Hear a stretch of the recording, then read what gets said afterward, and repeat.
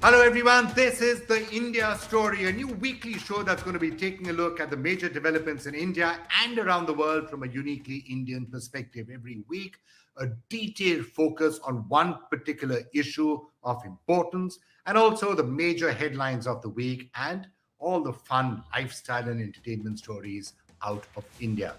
Let's start by taking a look at the major headlines this week. The government has said that the booster doses will now be administered to all those above the age of 18 at private vaccination centres across India. Earlier, the government had stated that these booster shots were only for those above 60 and healthcare workers. Rising prices will add to the heat this summer. The Reserve Bank of India, in its economic outlook as part of its monetary policy, expects inflation to stay elevated. Food prices are likely to remain under pressure due to international prices going up. More than 30 people have been killed and over 100 injured after 2 rockets hit a train station in East Ukraine on Friday. The station was being used for the evacuation of residents amid the raging Russian-Ukraine war. Rajasthan Royal star Yuzvendra Chahal recalled his scary experience from IPL 2013, saying a drunk player had hung him from the balcony of their hotel on the 15th floor. Some fans have called for action against the player and Chahal's then franchise, Mumbai Indians. Facebook's parent company Meta is exploring the potential of digital money, internally dubbed Zuckbucks, in a play on the founder's Mark Zuckerberg's name. The move is in early stages and is intended for the metaverse and may not be based on blockchain. Well, a lot of attention this week has been focused not just on what's been happening in the war in Ukraine, but also on the crisis that is brewing in Sri Lanka, an economic crisis that now seems to be spiraling out of control. And yes, there is once again a major political crisis in Pakistan. What lies behind all of this is something that we are going to discuss. But one particular area that we would like to draw everyone's attention to is the possible dangers that happen in countries like Sri Lanka when you get into a debt trap. Yes, you've heard of this in the past, the debt trap. You borrow a lot of money from a country like China, you end up paying a very, very high interest rate. You're suddenly saddled with major assets that you're not really being able to monetize. And then the net outcome of that is you are financially vulnerable. And then something like the pandemic comes across and you have a crisis. Is that what's happened in Sri Lanka? Well, that's certainly something that everyone should worry about. Here is a detailed Editorji explainer on the dangers of a debt crisis.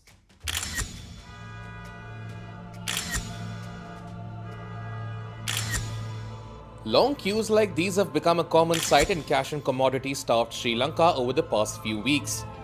Essentials like oil, gas, food, and even paper for writing exams is in short supply. India's southern neighbor is deep in domestic and international debt, the latest victim of the China model of debt trap diplomacy. A crisis in the making, the island nation's economic distress is a result of 2 decades of high-interest loans from China. Sri Lanka drew billions in investment under China's Belt and Road Initiative, or BRI, a program launched in 2013 to build ports, roads, railways, pipelines, and other infrastructure. But none of these investments could generate expected revenue to pay back the loans. The numbers now look grim. China accounts for about 10% of Sri Lanka's $35 billion foreign debt to April 2021, government data shows. Unable to repay a $1.4 billion loan for a port construction in southern Sri Lanka, Colombo was forced to lease the Hambantota port to a Chinese company for 99 years in 2017. According to the nation's central bank data, Sri Lanka currently has about $2 billion in foreign exchange reserves against $7 billion in total debt due in 2022. India is being a good neighbor and trying to help stabilize the nation, but prospects are slim. India has extended an additional credit line of $1.5 billion to Sri Lanka on top of the $1 billion given earlier to help pay for food and medicines. India also extended a $400 million currency swap and a $500 million credit line for Lanka to buy fuel. But China, which has deeper pockets, has not yet agreed to a Sri Lankan request for $2.5 billion credit line or a restructuring of its overall debt. Increasingly, an IMF bailout is looking like the only option on the table for Sri Lanka. This is particularly bad since Sri Lanka has sought IMF bailouts 16 times in the past 56 years, second only to debt-ridden Pakistan. Pakistan, meanwhile, seems to be self-sabotaging its economic recovery. Prime Minister Imran Khan bowled a googly by calling for snap elections, effectively pushing the country into political uncertainty. China has held Pakistan hostage through the China-Pakistan Economic Corridor or CPEC. Beijing is also Islamabad's largest creditor, with Pakistan owing 27.4% or $24.7 billion of its total external debt to China. The story is similar in the Maldives too. 78% of Maldives' external debt, about $1.4 billion, is owed to China. Like other emerging South Asian economies, Bangladesh, keen on expanding its infrastructure, leaned into the Chinese Belt and Road Initiative too. China is currently the biggest trading partner of Bangladesh, and the country is set to receive Chinese investments of over $40 billion under a bilateral partnership. Reports say that from 2009 to 2019, China invested an estimated $9.75 billion in transportation projects in Bangladesh. Experts have called out China for using debt traps to gain leverage over other nations. This can be crippling for a nation's economy because if a country fails to pay its loans, it becomes vulnerable to pressure from China to support its geostrategic and security interests. As per latest estimates, Chinese debt in South Asia has gone up from $4.7 billion to upwards of $40 billion over the past few years. China is also one of the world's largest single creditor nations. Its loans to lower and middle income countries have tripled over the last decade, reaching $170 billion by the end of 2020. This pattern is quite clear in Southeast Asia.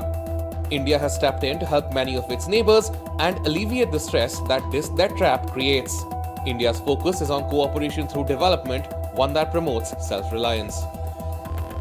Our development cooperation does not come with any conditions. It is not influenced by political or commercial considerations. For India, the most fundamental principle in development cooperation is respecting our partners. What is causing the current turmoil in our neighborhood, especially in Sri Lanka and to some extent in Pakistan as well? To what extent is the debt trap behind a lot of the economic woes that are being faced in this region, and in particular a Chinese debt trap? And what should India do? Those are some of the questions. We're now being joined by some very, very special guests to take us through that. Dr. TCA Raghavan, former High Commissioner to Pakistan and Singapore, a very well-known Indian diplomat. Great to have you with us. Dr. Pranab Sen joining us as well, Country Director of the International Growth Center. He's also, of course, been Principal Economic Advisor, Planning Commission, and former Chief Statistician of India. And it's a pleasure to have joining us Asanga Abeyagoonasekera, who's a geopolitical analyst, a strategic advisor, and also a senior fellow at the Millennium Project in Washington, D.C. Thank you all so much for being with us. Let's just first perhaps try to understand what is really causing this crisis. And perhaps, Mr. Abeyagoonasekera, I can start with you. Sri Lanka, of course, is really dominating a lot of the headlines right now. How bad is the situation, and what to your mind has really sparked it off? The situation is really bad. It is a crisis, economic crisis, when clearly you could see an insolvency issue where Sri Lanka is unable to pay its large borrowings, the debts that has been accumulating. Then there is a liquidity issue, which is we don't have the foreign reserves to pay for our basically the daily needs, as well as the fuel, whatever the necessity that we need. So the foreign reserves have been dropped to less than I would say $1 billion now. So it's a serious situation. People are having 10 hours of power cuts. There are no essentials, the medicine. So it's a crisis where people have come out of, every single person is protesting in Sri Lanka. And it has affected the political sphere now, which I've clearly basically analyzed in my previous writings, the dysfunctionality of economic issues, how it would move into the political sphere. So there are multiple reasons for this. So one is the external debt that has been accumulating. The debunking of the debt trap, a diplomacy that has been carried out, In Sri Lanka, the large-scale 1.6 billion or the large-scale massive projects that have not been generating revenue. So we've been borrowing, and you can see our commercial loans going up every year, then concessionary loans. So this is a very sad situation in Sri Lanka, and it's completely out of control right now. Right. Dr. Raghavan, when you look at the present situation, let's start with Sri Lanka, and then maybe we can look at Pakistan, which actually goes in and out of trouble far more often. It's one of the more acute crises that we have seen as an economic crisis in Sri Lanka. If you're looking at it from an Indian point of view, an Indian perspective, I'm sure there are some who will almost feel like saying, look, we told you so, beware of that Chinese debt trap, beware of Chinese bearing gifts and saying, Hamban Tota, and we'll build you airports and the rest of it. It comes with a price tag, and it's a very, very heavy price tag. And that price tag could be having to give up assets, as has happened in Hamban Tota. It could be, then just having to pay loans. 6%. I think Pakistan is paying at in dollar terms, which actually, if you look at the depreciation, is almost works out to 10 or 12%. How would you be viewing all of this from the Indian perspective? Well, I think from the Indian perspective, we should certainly not be saying, I told you so. But certainly you shouldn't be saying it in public. It would be very bad diplomacy. Because while certainly Chinese loans and the Chinese debt factor is significant, but really what underwrites the current crisis is the 2-year-long pandemic and the impact it has had across different sectors. Now, some economies, because of their size or because of their reserves, were better able to address the consequences of that pandemic. Sri Lanka, because of its dependence on tourism and other factors, also because of its smaller size, it faced a greater impact. I think in India, my sense is we are understanding of that, the multiplicity of factors which have led to this crisis, including, of course, in Sri Lanka's case, Dr. Raghavan, given that there is a certain reliance on tourism, the fact that you have 2 years of lockdown and tourism revenue dries up, that I guess has aggravated a lot of the problems and the challenges there. Certainly it has. I think the tourism factor has impacted livelihoods directly. But on the whole, the pandemic has impacted different sectors pretty comprehensively. And for smaller economies who did not have deep enough reserves to take that impact, the effects have been particularly debilitating and very visible on the political side, as is the case with Sri Lanka today. Okay, Dr. Sen, let me get you in on that note. I mean, yes, certainly there's been a pandemic. It's had a massive impact. Some countries have been hurt more than others. That's a point really well taken. But at the slightly broader level, and we've seen this happening in country after country in this region, if you are putting up big, giant vanity projects, sometimes they're called white elephants, and you're borrowing money at very high rates of interest to do that, and there's no clear revenue stream that is coming from them, as is the case with that airport there near Hamban Tota itself, there's going to be a problem. Is that also a reality that has to be kept in mind? And other countries who are getting drawn into the BRI may well have to keep that in mind. No, Vikram, the problem is not creating in creating large projects.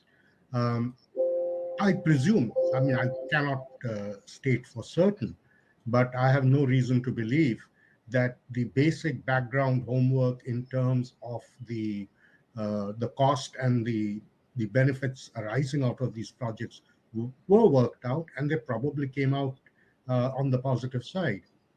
Of course, what Dr. Raghavan said is right, but everything got completely thrown overboard by the pandemic. But I think there's a prior problem, and the prior problem is really when a project in its entirety is being funded in foreign currency. So if you think about something like a port or an airport, a very, very large chunk of the investment that goes into it is really in construction. Now, if this construction is done by Sri Lankans in Sri Lanka, then you do not need foreign currency for that payment, and you do not need to borrow that kind of money. But if you're handing the project over to an external contractor who's bringing in everything externally, then you're asking for trouble. And this is particularly true of infrastructure projects, which are by and large construction projects.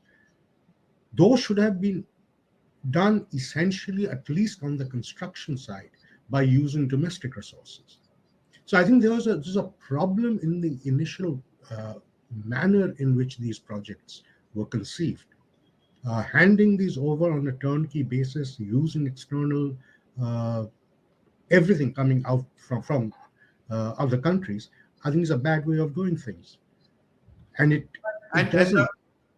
And the additional problem that happens that if you're taking the money in foreign currency, and again, if you turn to the Pakistani example, some of it is concessional rates, which is 1%. But if you're taking a loan from the Chinese, for example, at 6% in dollar terms, which is very high as an interest rate in dollar terms, there's certainly no favor that anyone is doing to you if you're borrowing money in dollars at 6%. And then the Pakistani rupee depreciates by 6%. You're actually paying effectively 12% for that money. And that's really fundamentally the economic, that's almost certainly going to lead to economic problems. No, but if you think about it, Vikram, this Sri Lanka was trying to, and I think very rightly was trying to position itself as essentially a transit hub in this part of the world, which is not a bad conceptual approach, right? Now, if you're going to be a transit hub, then these sort of projects have to be done. So I don't think there's anything which is conceptually wrong. The timing was wrong, and my sense is that the manner in which the projects were awarded was where the problem really begins. Right. Abeyagoonasekera, what do you feel about that? I mean, to what extent should the Chinese, for example, have argued that, look, it's only 10% or 15% of the overall debt burden. You can always debate on how that should be calculated. Are the projects and the big, I know that there were other issues also like the pandemic. To what extent do you think that the way some of these things were structured or financed has really contributed to the crisis? Well, I've interviewed almost every Chinese project in Sri Lanka, basically Port City to every single Chinese director or everyone I have interviewed in Sri Lanka when I was there in Sri Lanka. My analysis captured that beyond the debt trap, there is a strategic trap in Sri Lanka. Now, for the analysis, the strategic trap diplomacy, which I was talking about, which I think not much of hearing was given back then, was on three reasons. One is the democratic space, the political space China is coming in, and where Rajapaksa has wide open the doors, and sort of an autocratic, semi-autocratic political model is in the making. This was said back in 2019, 20. So 20 at the beginning. The second is the human rights support. China would go to any extent to support human rights, any human rights issues of Sri Lanka, which China has multiple times voted. And China reciprocally expects from these countries to support their human rights concerns. Sri Lanka, for the first time in its foreign policy, the foreign secretary mentioned that we are with China in cases like Xinjiang. We support China. That's the second. The third is the military and the surveillance, which is a very dangerous sphere. All three spheres came at the same parallel levels to Sri Lanka. Debt trap only speaks about numbers, the quantification of the numbers, which is less, 10% is less than the sovereign borrowings. So then they say there no worries from China. I said no. there is a worry, there is a strategic trap. Now, again, back to debt trap, which Brahmachalani coined. Brilliant work. How did Sri Lanka? Now, we don't know some of the interest rates, very opaque, transparency. Now, recently, China gave $1 billion to settle their own loans. Now, one of the economists need to sort of, tell us how does one gives a loan to settle the own loan, and the interest rate is not mentioned. So the ambassador mentioned that we are giving a loan. We are not ready. What the China said is we are not ready to restructure. We will not help to restructure. What we were asking the Sri Lanka, what the IMF recommendation is for us to restructure, because without restructuring, we are in a serious crisis. Even the IMF is finding difficult to help a country like Sri Lanka. We need to restructure first. But China said, we are not there to restructure. We won't help you to restructure, but we will give you $1 billion to settle our own loans. China, you see, even the Hambantota port acquisition, they said it was a very smooth acquisition. I mean, the 99-year lease, it was smooth and it was done in negotiations. And no, it was not done in negotiations. Not a single Sri Lankan has seen this document. I mean, outside, I'm talking about general public. Policymakers, of course, in the circle has seen this document of the 99 years. Not a single Sri Lankan outside the general sphere hasn't seen. I worked for 10 years in the Sri Lankan think tank sphere, government think tank sphere, as the Director General of the National Security Think Tank of Sri Lanka, under the Ministry of Defense. I have not seen this document, the 99-year lease. It is confidential. It's in basically. So why such a document, a 99-year lease document? Time to time, you have ministers speaking about it. Previous foreign minister have mentioned that it can go beyond 99. So these are the dangerous statements given by the Sri Lankan policymakers. But then there are no transparency. We don't know even the document was signed on a weekend. We don't sign these lease agreements on a weekend. So the Hambantota was signed at that time. So there is a serious opaqueness. Transparency is an issue. And then there is a strategic trap in Sri Lanka. Right. Beware the strategic trap, I guess, would be one of the lessons to derive from all of this. And it's happened in other countries also. So, Dr. Raghavan, I mean, like, it's not Sri Lanka is facing a problem right now, and I know India has come forward and said, all right, we'll try and help some 2.4 billion, whatever the amount is, as a credit line. Something similar was done in the case of Maldives as well. What do you think India should do? Because obviously, I mean, India doesn't really have the resources to go and help everyone who's stuck in a Chinese debt trap. It's just not possible. And there are certain countries like Pakistan with whom India will probably say, it's your problem, deal with it. What should India do with friends? What should India do with countries like Sri Lanka or the Maldives, or tomorrow, God forbid, Nepal comes into us? We should do what we are already doing, trying to be as helpful as possible, without taking positions which can add to the domestic political difficulties which each of these governments, and the Sri Lankan government faces. So I think we should try to be that, irrespective of any political differences you may have had with this government or that government or this leader or that leader. I mean, there's often a sense that India would prefer A government or B government, but doesn't seem to be playing right now, because at the end of the day, these are. I don't think you have that luxury in dealing with your immediate neighbors, because the idea should be to have very good relations with the entire political spectrum. So this would certainly not be the time to try to get involved in their domestic politics, but certainly try to be as helpful as possible. Of course, as you say, with regard to Pakistan, you don't have that range of options available, because you've never had that quality of relationship with Pakistan. You may not even have the desire in that case, but Dr. Sen, what do you suggest India does? I mean, India has tried to say, specifically in countries like Afghanistan, where, of course, things took a different turn, we have a slightly different approach. We're not interested in getting a strategic advantage or getting you into a debt trap. It's more from a developmental point of view, which is probably a message that's been appreciated. But what is it that India should do, and what is it India can do, whether it is to help Sri Lanka or or other countries? Well, let me begin by first saying what India should not, which is India should not get itself into a position where it actually takes on the debt that is owed to others. That is, gives sufficient foreign, and by the way, we have the foreign exchange to be able to pay back a substantial amount of the loans that are causing problems to the Sri Lankan governments. That should not happen because all you're doing is you're shifting dependencies. The focus should be on enabling Sri Lanka to be able to service this debt on its own.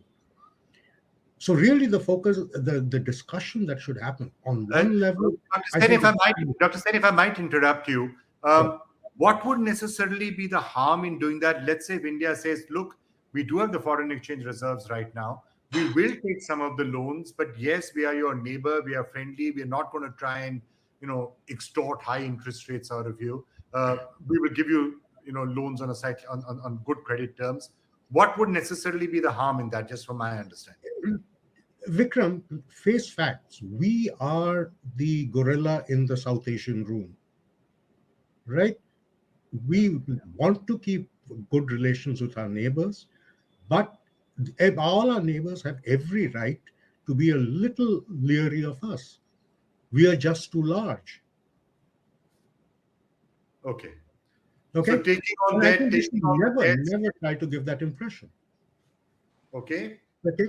But what, of course, can be done, and so there are at least two levels at which India can help. The first level, of course, is the humanitarian. There's clearly a dying need for a lot of essentials, necessities in Sri Lanka, which are not being able to get. That we can easily supply.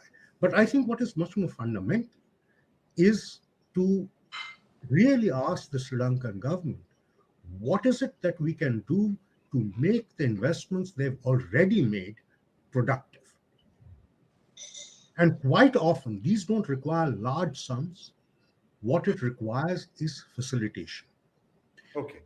In line with that, what we shouldn't do is to take advantage of the situation that Sri Lanka is in today to try and create our own transit hubs as an alternative to Sri Lanka, because then you're attacking Sri Lanka at its economic roots. Okay. Fair enough. Those are good suggestions. Mr. Abeyagoonasekera, would any thoughts that you would have, short-term, immediate help that can be provided, whether it is liquidity, whether it is essential supplies like, oil or diesel or whatever it is, and then the longer-term suggestions that we've just heard? What would be your recommendations for India? I think the short-term immediate is there's a trust deficit between India and Sri Lanka, which was created by the inward the policies of the Rajapaksa regime. For example, the East Container Terminal is the best example I can tell you, which was heavily politicized, where the workers were sent out, the unions were sent out saying that India is coming to take over and India is coming on a strategic sort of a direction to take over the terminal. It was all created by the Rajapaksa regime, as well as there was a hand from China, clearly. Dr. Jaishankar saw this very clearly in Colombo during his meeting. So that trust deficit was created by those forces. That needs to be sort of immediately addressed. We need to, because whatever India does in Sri Lanka would be seen as, oh, they're coming in for this, because of that narrative which was created by the ultra-nationalist policy prescription of the Rajapaksas. The first thing is that you need to build that. The second is India needs to help as a democracy to keep Sri Lanka functioning as a democracy. The processes has to work. If Sri Lanka needs new elections, if the people are asking for new faces, I mean, if the Sri Lanka doesn't have money even to keep an election, India should help.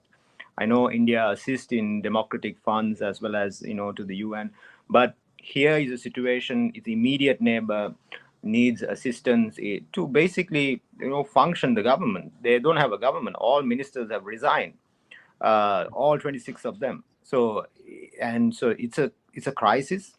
But you see, the concern here is that China says that we won't get involved in domestic affairs. China is absolutely silent, but they do get involved in domestic affairs. It's just that as a democracy, certain democratic countries, they have a way of doing these things. I mean, giving assistance. I think it's a time that EU, US, India, Japan, many countries should come forward to assist Sri Lanka. Sri Lanka has been a very rich democracy.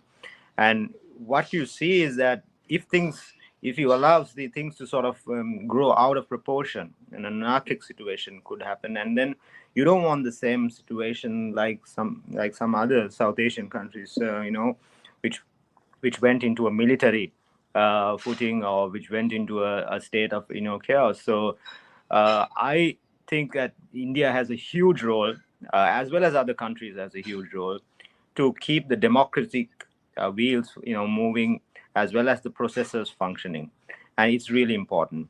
India speaks about the 13th Amendment, about the minority issues, has been speaking about it, the devolution of power, very important areas. But then losing the democratic space is like, you lose everything else. So that's number one, I would put it at this particular time. All right. But before we end, Dr. Raghavan, if I could just, you've been High Commissioner of Pakistan, just wanted to shift focus out there. What is your sense of, what do you make of what's happening in Pakistan? And again, what does India do? Just sort of sit back and wait and watch and see whichever way the cards play themselves out? Well, before I come to that, may I just comment on the last point? And say that while there is clearly there will be situations where we will need to get involved with what is happening with our neighbors, but I do take the point which Dr. Sen had made, that we have to be very, very careful about getting involved, because even in the case of major humanitarian disasters or natural disasters, when we have got involved, there have often been very painful consequences for our long-term relationships. So we do have to be very worried about getting involved, especially in domestic issues, because if there is a certain limiting of the democratic space in Sri Lanka, we should resist the temptation of thinking that we, because of our long experience as a democracy, we can set it right. I think it could have negative sides. That's right. It's sometimes better to be extra cautious. With regard to Pakistan, well, firstly, you can't aggregate all the different issues which are happening in South Asia to a common format. And certainly, while in Pakistan there's a long-term economic situation which has certainly informed the political crisis as it has developed. Nevertheless, the political has been by and large autonomous. And certainly Prime Minister Imran Khan's mismanagement of economic issues contributed to his unpopularity and perhaps led to the beginnings of a rethink in the Pakistan army that maybe they are backing the wrong person because his unpopularity is rubbing off on them. So certainly the economic You don't think this is some sort of an American coup as Imran Khan has tried to make it out? No, it is not I don't think anyone except Imran Khan's core constituency thinks that there is a foreign hand at play. This is pure domestic politics because of Imran Khan's rising unpopularity and the economic situation not improving, which was impacted by the pandemic and so on. But I think the political is now more or less happening autonomously in Pakistan. All right. I don't think we have any capacity to get involved in that. All right, Dr. Sen, last word from you on this entire debate. That's a tall order. But the last word really is that before we get into large-scale support for Sri Lanka, we really need to have had a detailed conversation with the Sri Lankan government in the manner in which we can put them back on a sustainable footing. Immediate humanitarian needs like medicines, that's easy to do. But as Raghavan rightly said, you need to do it carefully. However, I think there is a more fundamental issue, and the fundamental issue is that Sri Lanka has limited sort of spheres in which they can build their economy. We are much larger and we are much more diversified. We have far greater flexibility, and we need to be extremely conscious of their development concerns and try and make sure that we don't do anything which would jeopardize that. All right.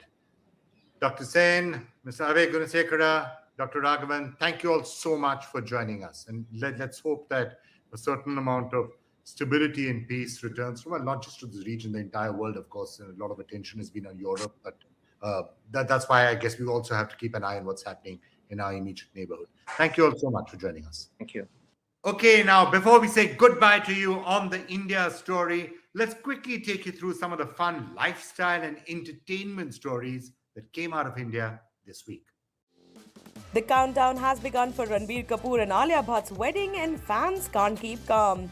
The wedding festivities will reportedly start on April 13th and will go on for 3 to 4 days, with ceremonies following the Punjabi traditions. The two have reportedly logged the RK house in Chembur, where Ranbir's parents, Rishi Kapoor and Neetu Kapoor, also married in the 1980s. Their wedding guest list includes celebrities like Karan Johar, Sanjay Leela Bhansali, Zoya Akhtar, Varun Dhawan, Saif Ali Khan, Kareena Kapoor Khan, Shah Rukh Khan, among others.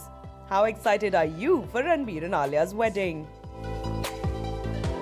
SS Rajmouli's RRR is roaring thunderously at the box office. Starring Ram Charan and Junior NTR in lead roles, the film took a grand opening in the theatres and collected a whopping 257 crore rupees on its first day. To celebrate this amazing feat, the team of RRR threw a grand bash in Mumbai. It looks like it's a double date for rumoured couples Hrithik Roshan, Sabah Azad and Suzanne Khan Arslan Goni. In the picture doing the rounds of social media, Hrithik, Sabah, Suzanne, Arslan were spotted partying together in Goa. Love is in the air. Music's biggest night, the 64th annual Grammy Awards, were held in Las Vegas for the first time after the pandemic. Singer Jon Batiste, who led the event with 11 nominations, won 5 awards, including Album of the Year for We Are. Silk Sonic, led by Bruno Mars and Anderson .Paak, took 4 awards, including Record and Song of the Year. 19-year-old pop singer Olivia Rodrigo won 3 awards, including Best New Artist and Pop Vocal Album. Meanwhile, there was disappointment for the BTS army as the Bangtan Boys, who were nominated in the Best Pop Duo Group Performance for Butter, lost to Doja Cat. Is it Splitsville for Khali Pili actors Ananya Pandey and Ishan Khattar? According to reports, the duo has called it quits after dating for almost 3 years. The reports further mention that Ananya and Ishan are open to doing films together in the future and will handle their breakup with maturity. Kangana Ranaut made her OTT debut with Ekta Kapoor's reality show Lock Up, and the show has already emerged as the highest watched Indian reality show in the OTT space. In an exclusive conversation with Editorji, Kangana Ranaut shared her reaction to the show's success and working with Ekta Kapoor. Let me put it in Ekta's words. She says that you play a lot of inspiring women, whether it's Jhansi Ki Rani or Dr. J.J. Lalitha, or even mother's role in Panga, or in Judgmental, Schizophrenic, whatever. You play these exciting women in your life, but for me, as a viewer or as a person, you are also a very exciting person for me. I want to know you as you are. So you know what I mean? Like, that made a lot of sense to me, and I've been also feeling for a while that the strong personality that I have and so many views and everything, I never get a platform to interact as Kangna unless it is an interview, which is very rare. So for me also it made sense.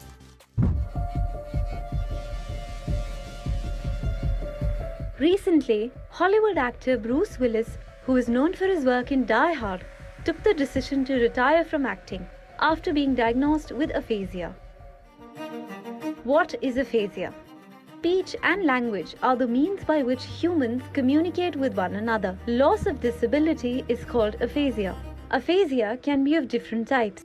The affected person may not be able to understand what is being said.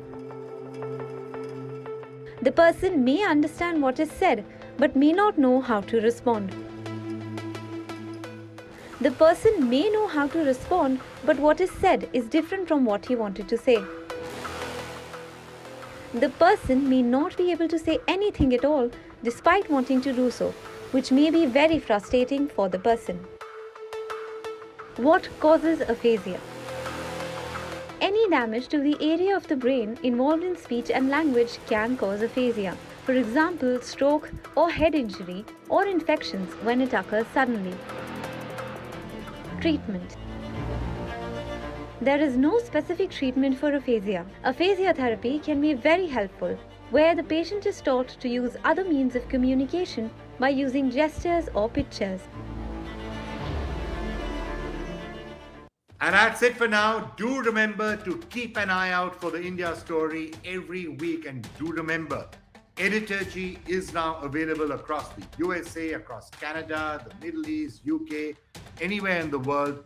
Do download the Editorji app and tune in to get the latest news stories from India. All you have to do is tap the button and you'll get 20, 30 of the most relevant, up-to-date, minute-by-minute stories as they come out of this country. Bye for now.